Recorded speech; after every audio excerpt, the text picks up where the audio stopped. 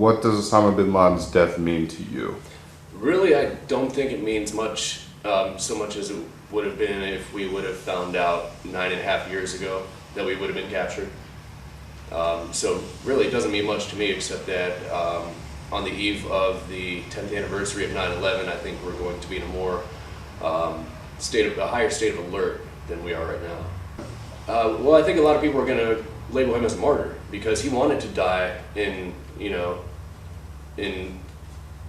gunfire. Basically, he wanted to die this way, and now that we gave him that opportunity rather than bringing him to justice, it's going to be symbolic to a lot of the people that we're fighting against, and I think a lot of the fringe groups might consider him to be a martyr, and they might take that upon their own to be more empowered. To me, I have not. My grandfather served in the military, and my cousin's currently in the Navy.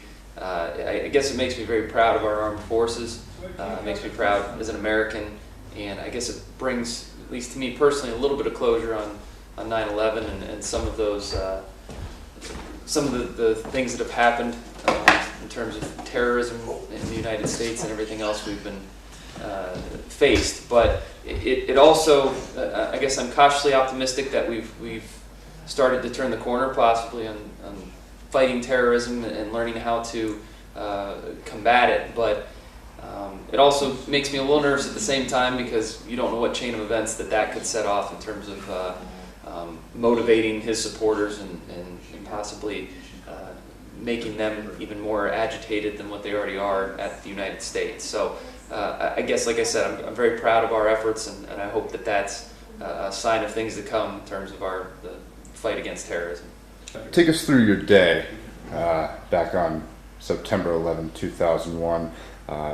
What did you first think, and then how did the rest of the day go after you first found out? It was a surreal day, as it was, I'm sure, for just about anybody in the United States. But the first reaction, which I know a lot of other people had, but I'm kind of embarrassed to say it now, was I thought it was a joke. I didn't think that it was real. I first thought a teacher came into our room. I remember I was in my English class, and from another room they came in and said, a plane has run into the World Trade Center. And I have to admit, some of my classmates kind of laughed, thinking, okay, how did somebody miss the World Trade Center? How did a pilot, go that far off course? And we didn't really have a whole lot of other information, so as you can imagine, speculation was running all across our room as to what could have possibly happened. Little did we know it was a jumbo jet that had crashed into the World Trade with, terrorist intentions. So once we got into the next class, we actually got in there, I think, about 5 minutes before the second plane hit. And not only did we see the destruction from the first plane, but after we saw the second plane, we realized this was no accident. Rumors of the Pentagon started to come in, and we realized just how severe it was. We started talking, were schools going to close down? What's going on? What's next? And the plane was currently over Pennsylvania at that time, Flight 93, I believe it was, and there were questions as to what was going to happen there. And then that crashed shortly thereafter, and it's really just kind of chaotic in terms of what else is out there, or who's safe, who isn't. Is it just the big cities that are being targeted? Is it planes? Is there something else out there we need to be worried about? And then the last thing I remember was we finally went home for the day, and I called into work. I was working at Skyland Pines at the time, the golf course, and I called and said, "Are we still working?" And they said, "Well, yeah, we're gonna keep the course open." And I remember I was out there picking balls off the driving range, and there were only about 3 customers that whole evening because everyone was so paranoid, not sure what the next step was. Finally, driving home that night, the gas stations had risen their prices probably by about, I think they had doubled them, because they just didn't know what was going to happen next, and they assumed the stock market and the economy was kind of going to take a hit, and it did, of course, for quite some time. But it was just a day of really not knowing what was going on and what was happening next, because at that point we didn't even know who it was that was attacking us or what the motives were. So very strange, surreal day. Definitely one I won't forget. Well, I remember it was the end of first period chemistry class. And a teacher in a neighboring classroom had told us about it. We saw the second building hit live. Over the course of the day, I saw the buildings fall on live TV. And, it's really scary because it's not something that happens, even every generation.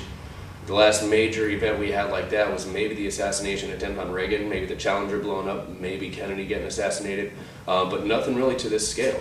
So it's something really big, and it had a major impact on world events. Of course, the whole scheme is different now than it was 10 years ago.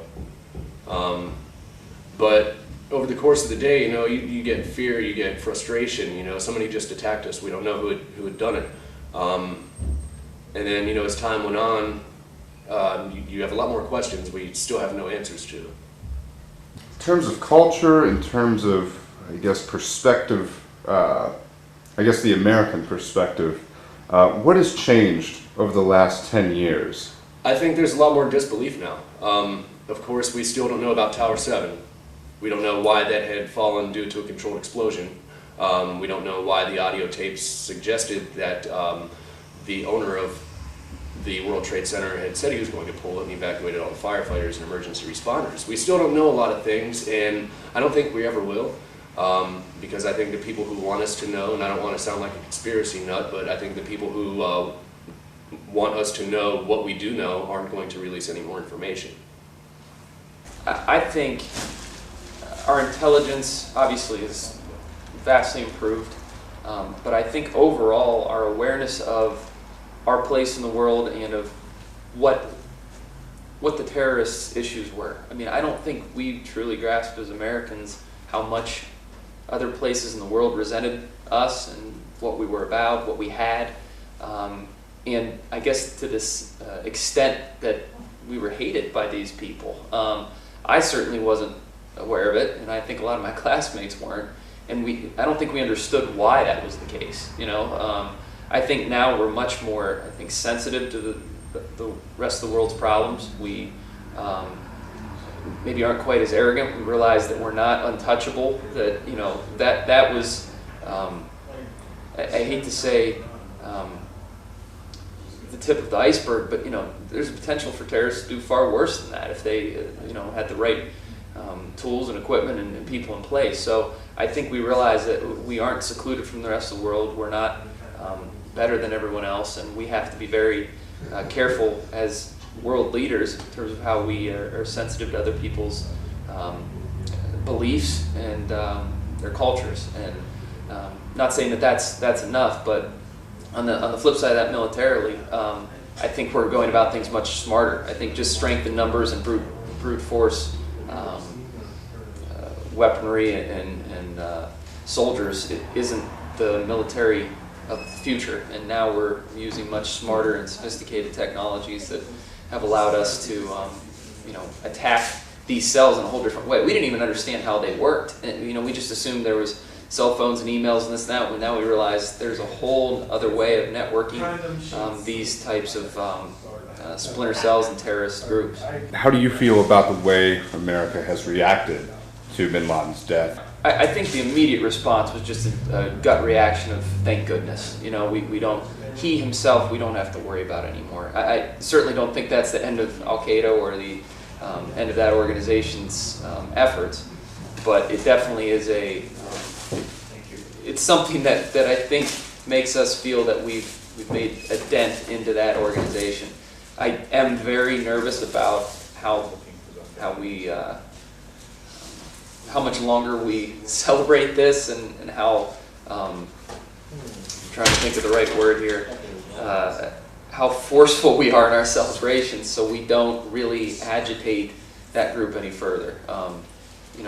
As I've been speaking with other people, this was in some ways how bin Laden wanted to go out in his own terms, and that can be a rallying cry for his organization as well. So I think we just have to be proud of what we've accomplished, but try not to overdo it in the media or our own celebrations, because that's part of the thing that I think part of the rest of the world doesn't like about Americans, is when we kind of flaunt our success in other people's face. It goes against the whole "thou shalt not kill." How does it make you? You're kind of putting patriotism over over faith. If you're a person of faith and you're saying, you know, you're parading in the streets celebrating his death, and really that's doing the exact same thing that you're labeling them as doing.